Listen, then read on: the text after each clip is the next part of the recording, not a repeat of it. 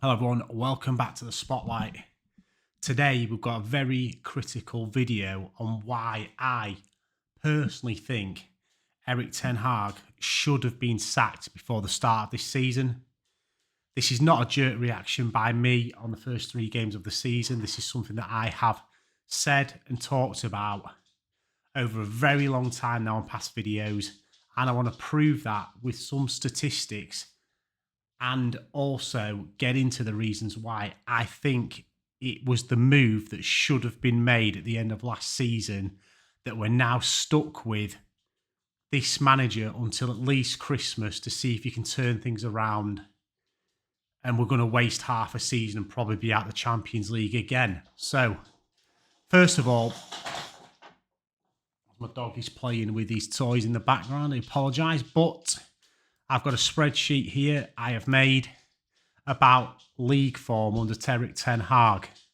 So this is off the Premier League website. As you can see there, 22-23, league position 3rd. This is when we all wanted Ten Hag. We're happy with him being in-ish, even though I still think he had very, very poor moments in his first season. 23 games won, 6 drawn, 9 lost. 15 plus goal difference and 75 points. Not a bad first season. A lot of people, including myself, will say that without Marcus Rashford having the best season he's probably ever had in a Man United shirt, we wouldn't have finished 3rd. And a lot of the other teams in and around us now, or better than us now, we're also in transition and having a very poor season themselves. But you can only beat what's in front of you, some people will say. So you've got to give him his props that he come 3rd in his first season, although a lot of people, including myself, will be critical of that 3rd. So I still think there was no style of play. He was massively reliant on Rashford and his goals. And what is the progression from that 3rd over the course of the years? So we go into obviously last season, 8th. 18 wins, so 5 less wins, same amount of draws, 14 losses, so 5 more losses. Same amount of goals bar 1, but obviously, we conceded 58 goals and scored 57. A -1 goal difference and 8th place. In what you could say is probably his first major full season in charge of Man United after having some backing to buy players as well. Just on the Premier League stats alone, do you think any other manager would have survived that? A lot of the reason why Eric Ten Hag was kept is because we don't want the cycle. We're getting new owners. If Ole Gunnar Solskjaer had that record in the Premier League alone, he would not have survived. In fact, we probably sacked, and I should have done this as a comparison of Ole's sacking season to that season in Premier League stats, and it wouldn't surprise me if Solskjaer's stats were actually better. While I'm talking, I'll see if I can get them up. And obviously this year, played 3, lost 2, won 1, and we're already on a -3 goal difference. A -3 goal difference after 3 games. It's unbelievable. I mean, tell me what you think of just that league form alone. The 23-24 season, last season, 8th place, a minus goal difference, and 14 losses, and he somehow kept his job. I'm not sure how. You tell me how in the comments, please, if that is acceptable in any way, shape, or form as a Man United manager to have that kind of record. So what was that season I was just talking about there? 22-23. So if we go 21-22, which would have been when Ollie got sacked, we came 6th and had 58 points with a 0 goal difference. So extremely, extremely similar to Eric Ten Hag's second season. And he survived it and Solskjaer didn't. Some will say year 2 is too early to sack him. Personally, I would disagree. We then move on to the Champions League form. So this is the group we was in the Champions League. Bayern Munich topped it, Copenhagen, Galatasaray, and then us. We were that bad in the Champions League. We went out in the knockout stages before Christmas and came bottom and didn't even go into the Europa League. It is absolutely diabolical. So we played 6, we won 1 game in the Champions League group stages versus Copenhagen and Galatasaray. Bayern Munich, okay, you can't let them off, but you lost twice versus Bayern Munich, whatever. Or whatever the results were. 1 win in 6 games in the Champions League, 1 draw and 4 losses with a -3 goal difference over 6 games. So that's 8th place with a minus goal difference in the Premier League. It's bottom of the Champions League group and out of the Champions League before Christmas with a minus goal difference and only 1 win in the Champions League. How on earth, based on the tables alone, is he still in a job? And I don't want this video to go on too long, so we're going to move on again to the year before in Europe, where we was in the Europa League. We got to the quarterfinals of the Europa League and played Seville 2-2 at home. And I remember this game. We got battered by Seville away. Lost 3-0 away to Seville in the quarter-final of the Europa League. So, out the Europa League year 1 with a convincing hammering off Seville. This is diabolical, by the way. Absolutely diabolical. Especially in the year 2 in the league and the Champions League. It is dreadful. And we'll get onto some more stats around how bad last season was in a minute. So I just want to show what the transfer amounts he's had over the 3 seasons. So this is obviously in euros. I've converted it to pounds at the bottom. This is off Transfer Market.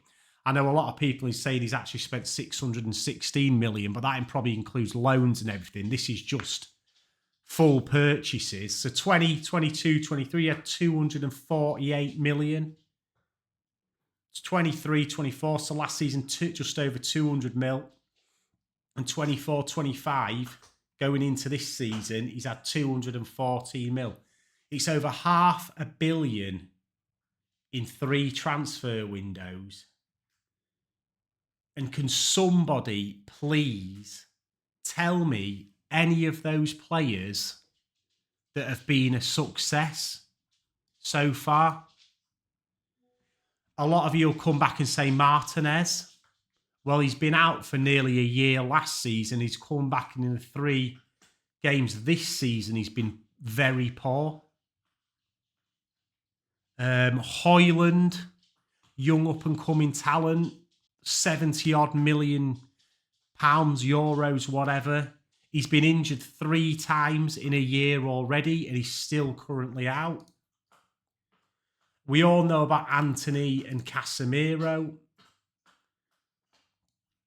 Onana seems like he's another absolute total flop.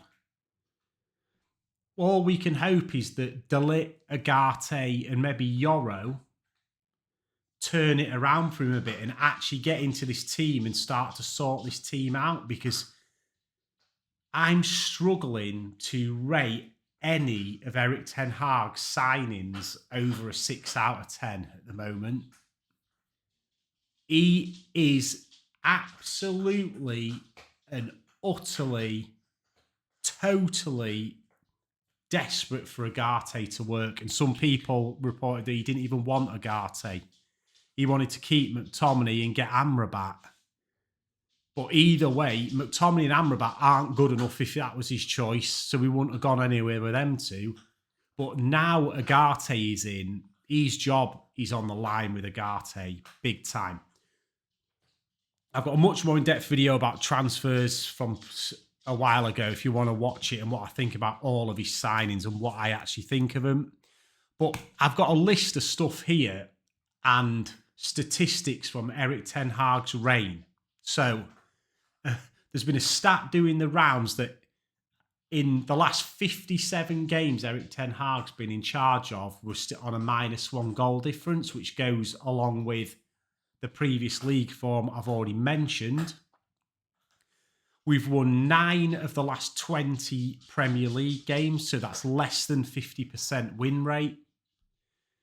In 23-24 as a season, we conceded 618 shots.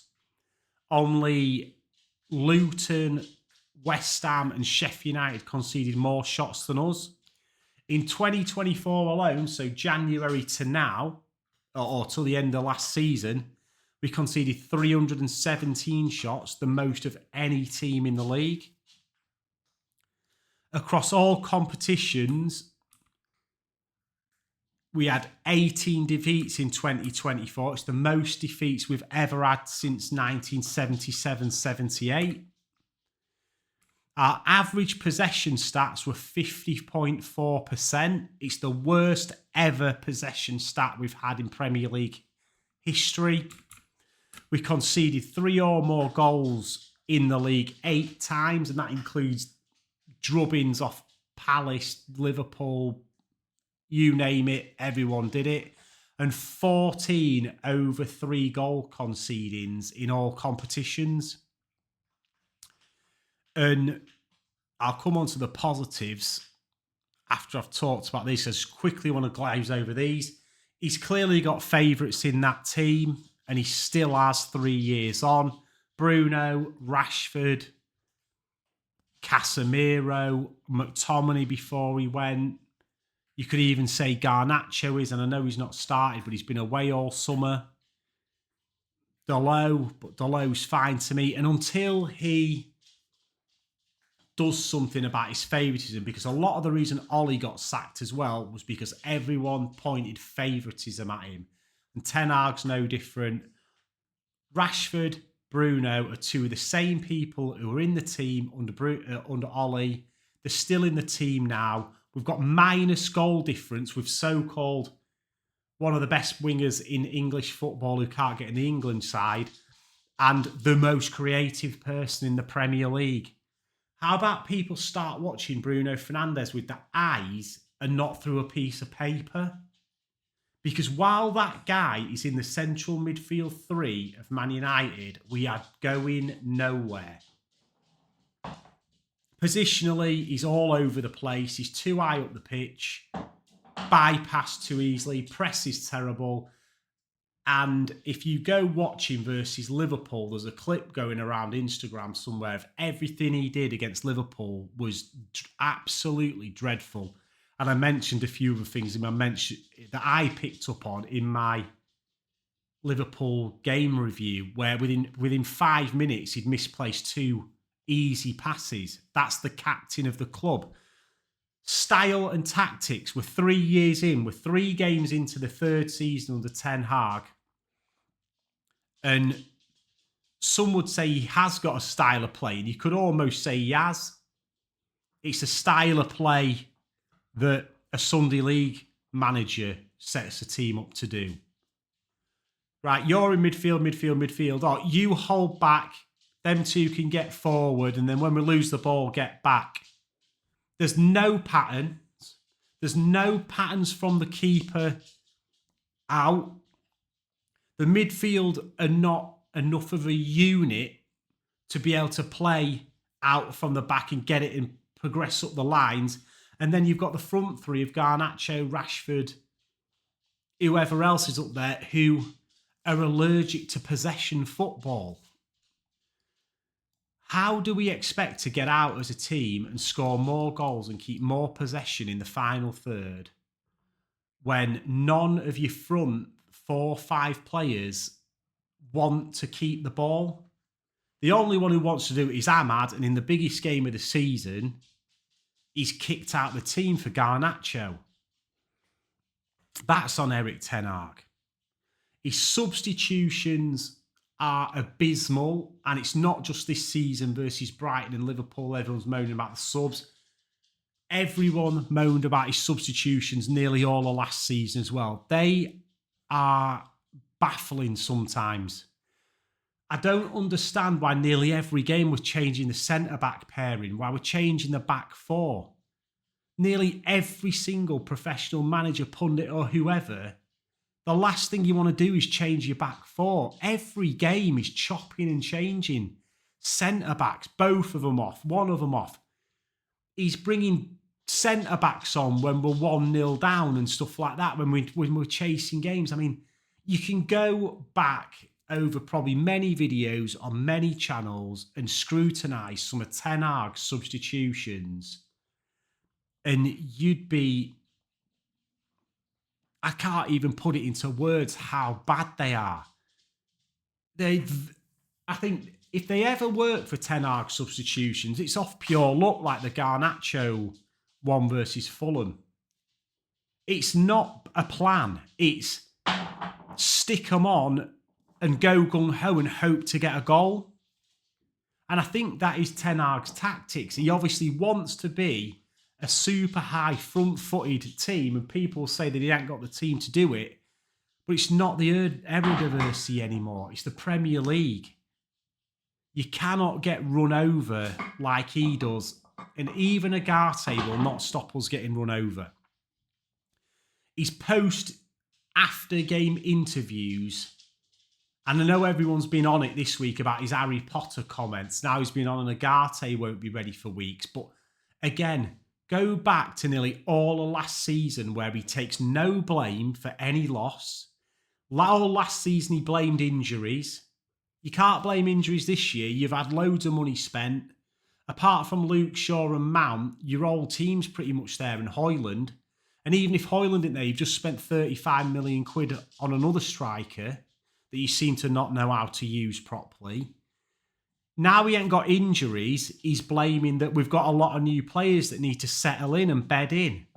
Well, what's pre-season for? What's training every single day of the week for?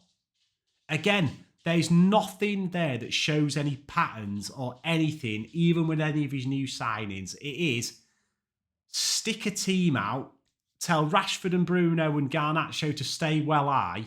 We'll try play this front foot pressing football where we get the ball forward really quick, but the problem is our forwards can't keep hold of it, so we get turned on and we're up again, and we struggle on the transition going backwards because Mainu and Casemiro are not quick enough.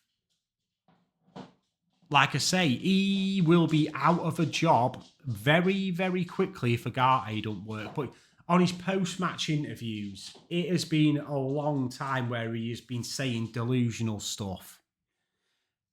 I can't tell you how many times I've commented to my mates on WhatsApp and stuff after games about, I can't believe he said this, I can't believe he said that. He has to take some responsibility for what's going on now. He's into his 3rd season. When is he going to stop making excuse after excuse after excuse after excuse after excuse why we lose, or even when we win, we perform poorly?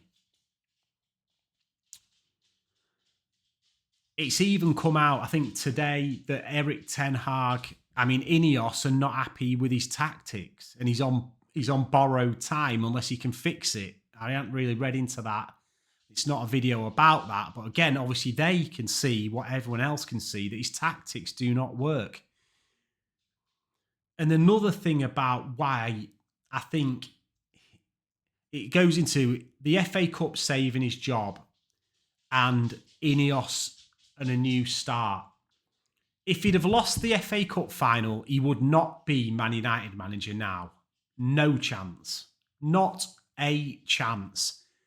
In winning that, the fans getting behind him because he's won 2 cups in 2 years is the reason why he's here. Not based on stats or anything he's doing on the pitch or training ground, clearly. The fan base in the main wanted him in because they didn't want to see change again. They wanted to see him under Ineos, and he'd won 2 cups. Did Ineos bottle it like Jamie Carragher said at the end of the year because he'd won the FA Cup? I actually think they did. I think they did. The bold decision would have been to change him. And yes, there probably wasn't the right candidate out there that they wanted to take us forward, so they gave him an extension to see what he could do this year. But it would have been a new start for Ineos. It was one of our worst ever Premier League seasons. They're a brand new owner or football side owner of the team. The performances weren't good enough. They didn't bring him in as manager. Should they have cut the slate clean at the time? In my opinion, yes. Let me know in the comments if you think it was now the right or wrong thing to sack Eric Ten Haag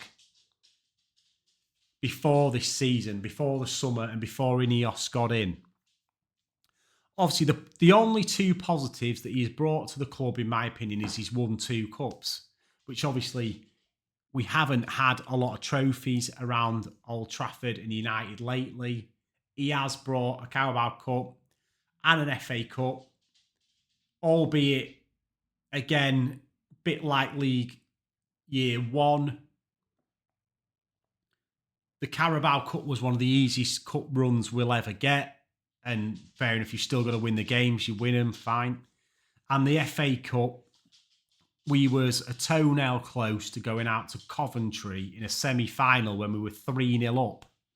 Remember that. The semi-final was tragic.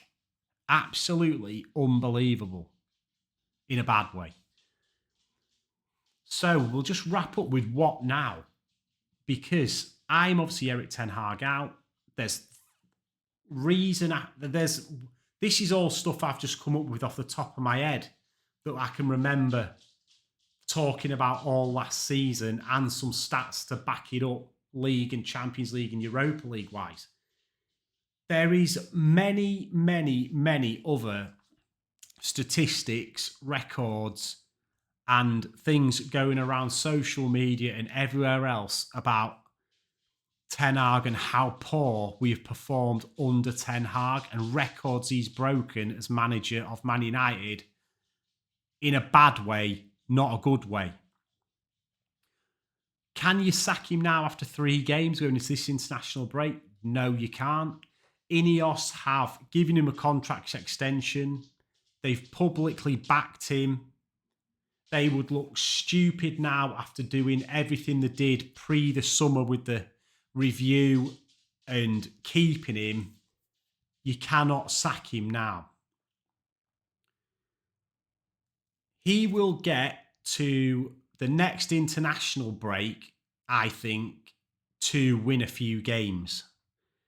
If we have lost another 2 or 3 games coming into that second international break, I think Ineos do have the bottle to get rid. Their record at Nice, they went through managers like a baby goes through nappies. Like, they were chucking managers out left, right and centre when it wasn't working. And I think by then, if we do lose another couple of games, because obviously we've got some cup games as well in between. I think Barnsley, we've got 20, and then I think we've got 4 more Premier League games. If we lose 2 or 3 or 4 of them games and we're not performing, the fan base that wanted Ten Hag will start to turn, and it's already happening. You see it on other major channels out there. The Ten Hag positivity is turning. It's twisting to Ten Hag needs to do this. He needs to do that. We can't carry on like this. We've got to do that. all stuff I and other people have been saying for a year or more now is now coming to the forefront, that he's had enough time, he's had enough money, we should be seeing some development, and it isn't there. If he gets through the second international break, then Christmas is the next step for him. If we're outside of the top 4 at Christmas, with half the season gone, I think that will be it, especially if we're playing terrible football as well. The Europa League is a lifeline for him because it's a winnable tournament now. Nobody from the Champions League comes out of it. But the problem we've got with the Europa League is it's in a league format now. And we all know that Eric Ten Hag's league form is terrible. He seems to be a cup manager. We get through a one-off game that we need to. We beat a big team in a FA Cup game. We'll lose to him in the league. Can he take his cup form into a league format European tournament? And on the basis of his previous European statistics that we've got here, they're not good either, are they? Bottom of your group and severely beaten in a quarter-final by Seville. I personally think that he will be gone by the January transfer window, because I don't think, unless he thinks he's basically going to die by his sword, isn't he? He is, to me, like a one-track manager. This is his game plan. It will work or it won't work. And he's absolutely, utterly reliant on Agate sorting that midfield out. And Højlund coming back and scoring goals. We will not progress as a team, in my opinion, with this formation and setup tactically. Will the club, the owners and whoever else get hold of him and say, you have to change this or you're getting the sack? Will he go to a double pivot, sit in a bit, play more counter-attacking, or will he die by his sword on this attacking, gun-ho football in the Premier League? Let me know. But those are all the reasons why I would sack Ten Hag. The league form, the European form is dismal, and the statistics around the shots, chances conceded, goal difference, possession stats, the amount of times we concede 3 or more goals, and then the subjective stuff like tactics, subs, and his post-game analysis all weigh into one massive dynamite that will explode at some point, and he will be sacked as Man United manager. Even if he lasts to the end of the season, he will not last beyond that. I don't think there is any way back for Eric Ten Hag unless he completely and utterly changes the setup of this side and we go on a 10-game winning streak or something. And then I still think there will be people in the fan base who've seen enough and still want him out of the club. So get in the comments. Tell me what you think about these statistics. Are you Eric Ten Hag in, out? When did you make your mind up on that decision? Do you think he still deserves a full season? Do you think he should have gone? Like, favourite and subscribe. This has been the United Spotlight. It's a controversial video. And tell me everything you have on Eric Ten Hag. Let's go.